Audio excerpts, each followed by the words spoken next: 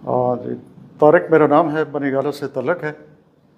इससे पहले तकरीबन 6-7 साल से मुझे ये तकलीफ़ है, कमर के जो प्रॉब्लम है ये है।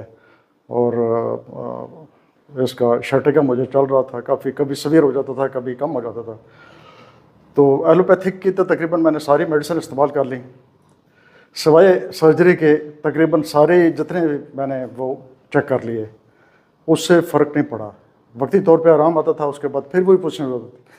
तो उसके बाद डॉक्टर साहब का मुझे पता चला इस इलाज का, तो मैं इनके पास आया और इनसे मैंने इलाज कराया। तो अभी तकरीबन 90% तक मैं बेहतर फ़ील कर रहा हूँ।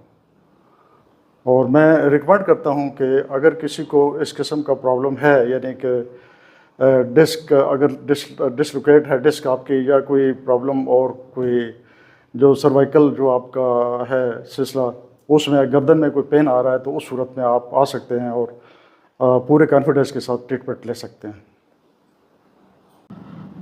जी, तारिक मेरा नाम है, बनीगाला से तल्लक है। इससे पहले तकरीबन 6-7 साल से मुझे ये तकलीफ़ है, कमर के जो